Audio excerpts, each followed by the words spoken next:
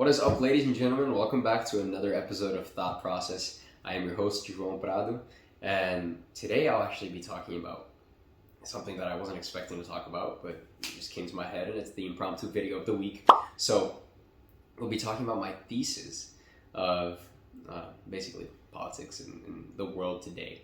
And you guys will basically understand why I don't talk about things such as institutions or legislation or the bodies of government. So I don't really get into that, even though I do claim to be a person involved with politics. I am a political science major after all. And this is initially what it was supposed to be about, politics. It's basically what I told everybody this when I was going to start this channel. But then I never talked about politics. And a lot of friends have come up to me and they were like, yo, wasn't it going to be something about politics? And I'm like, dude, it is. It's just not like the institutional side of politics. I don't really get into that. And I'll explain why. I'll talk much more about the cultural side of politics, if you will. Or maybe I just have a really bad understanding of what politics is. That could be a possibility. But regardless, here we go. Let's get into it.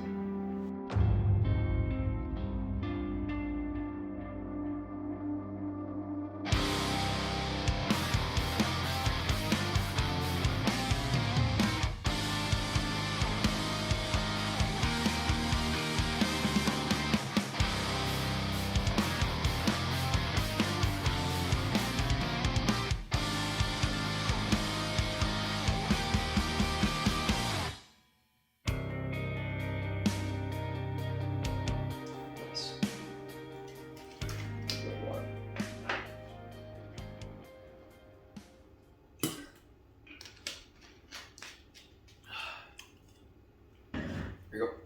So I'd like these videos, the impromptu ones, the freelance ones, the shorter ones, if you will, to be a little bit more casual, a little bit more informal.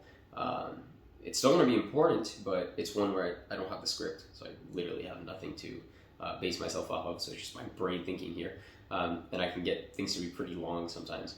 But I've been promising people who have been coming up to me, and people on my Instagram too, where I put the polls, I've been promising people some like 10-minute video, like something that's short and sweet. And today I really feel like I'm going to have it, because I'm just basically going to talk about my thesis and the cornerstone of my beliefs of politics and culture and etc. And basically what I work towards, what I work for, basically the foundation of my beliefs.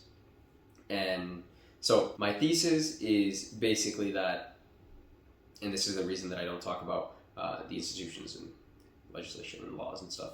I don't believe that effective change will come through the system. I don't believe that effective change will come from the government or will come through processes that are like legal processes, if you will. If anything, we are supposed to have a cultural change. I like to put this in an analogy of like a tree.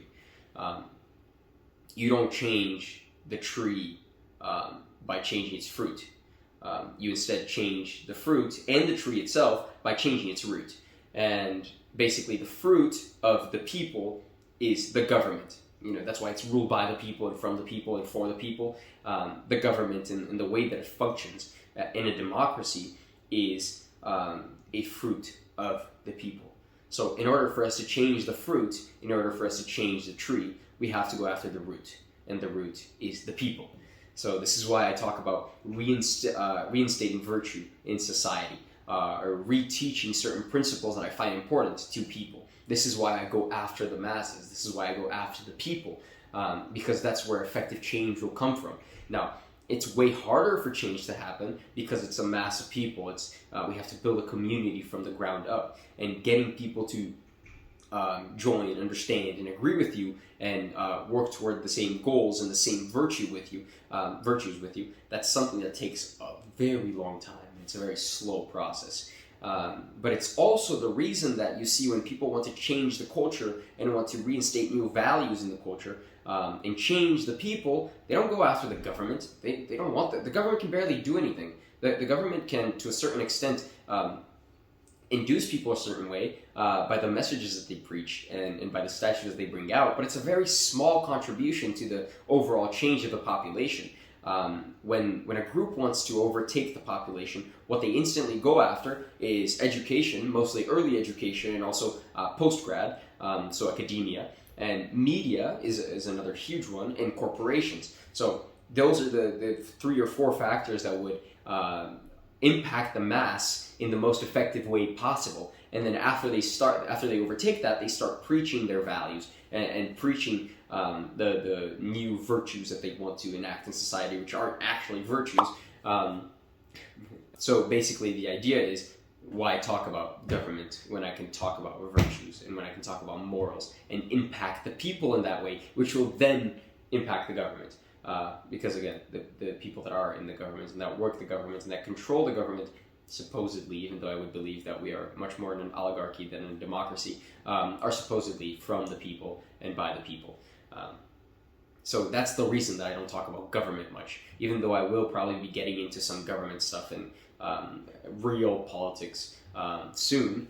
But as of now, I'm just basically saying how one should look to live their lives in order to be more virtuous people. If we have a virtuous people, we can have a virtuous country, which will then give us a virtuous government, in theory.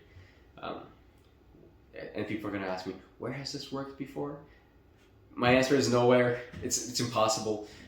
If we had like God come down and rule in perfection, because we are imperfect, it's never going to happen.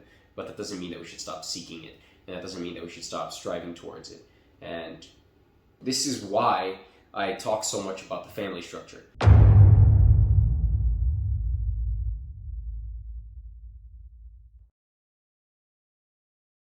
And that's the other thesis that I have. This would be the cultural thesis instead, not just the overall thesis. So the overall thesis is that we have to change the people. That's the thesis, big thesis, number 1.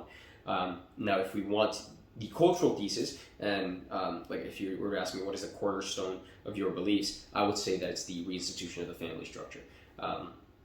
And because from the family structure, we would beat, for now at least, the world, literally, because nowadays, because there has been a break in the family structure, the propagation of virtues has actually become impossible. So again, if you look at history, the way that one would propagate characteristics of family or characteristics of life or things that one would deem important or values and virtues of family would be through generations. So you basically teach your kids how to be kids, or how to be people, or how to, when they're maturing, how to be men, how to be women. And those are values that are propagated through blood and through generations, right? But once we lose that sense of family, once we lose that sense of kinship, and we stop caring about our kids and stop taking care of them, which is, by the way, one of the biggest problems that we have nowadays, ever since both the parents left the household. And now the kids are being taught instead by public schools and public systems and social media and things from the government instead of being taught by their parents at home. That's when we start seeing a huge ditch, not only in virtue, but also massive numbers of apostasy, people who are leaving the faith, people who are leaving tradition. But if we want to combat the things that are being preached at us into our kids by the world, we have to reinstate or reinstitute a sense of family structure and togetherness, at least in the nearby or immediate community. We need to be together. If we don't want our kids to be taught virtue by the public schools and the public system and the government, we have to teach those virtues ourselves. I hope that as a parent you would like to have your kid grow up to be a good person in accordance to what you believe a good person to be. And part of my job here in this cultural war would be to propose ideas or to bring up ideas that would be valuable to people who are seeking to have a better life or to live a more virtuous life. So basically, preaching my own moral code or code of ethics to the public. And hopefully my ideas would make sense and would also be attractive to certain people, to the point where they would adopt some of those into their lives. And again, my ideas aren't just my ideas. They would be based in a lot of philosophy and a lot of research and a lot of different experiences, even though I don't have much of that yet since I'm just 20. But so that would basically be my thesis, that the reinstitution of the family structure would create better people and in turn a better society, as long as we were teaching the right virtues. But again, that could be very well debated. But if the parents look after the kids, then the odds that they're going to want what's best for the kids are much higher than the odds that the government is going to want what's best for the kids.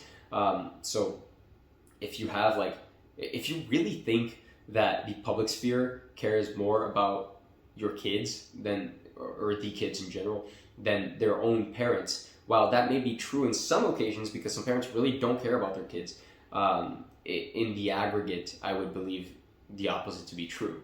And hopefully that makes sense, because I don't have evidence to back that up. But I think it's only sensical and logical to say that the parents care more about the well-being of the kids than the public sphere itself, or the public system itself. First of all, the capitalist system that we have only cares about profit, and the government only cares about corruption. So there's really no other way out than just the kinship and the love that exists between the parents and the kids.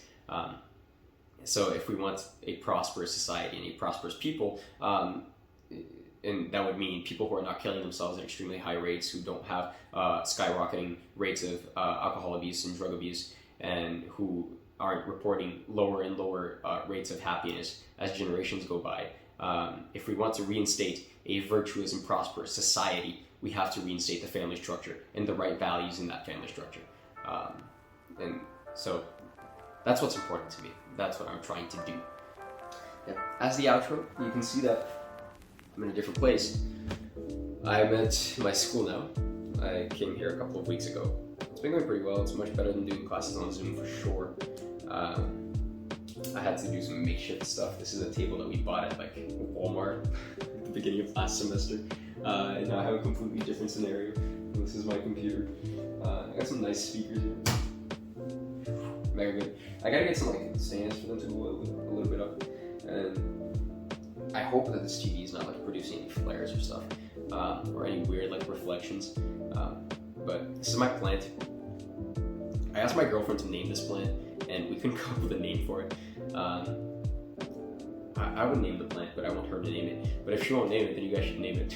If you guys watch until this part of the video, name the plant, or give me name ideas in the comments or something. I'm rambling. Rambling's the right word. Either way, I'll be out of here. If you like the message, if you learned something, if you agree, if you think that somebody else needs to listen to this message or hear this message, share the video with a friend. It really does help. Like the video and subscribe if you have not yet. We'll be coming up with more videos soon. So thank you very much for watching. Stay based.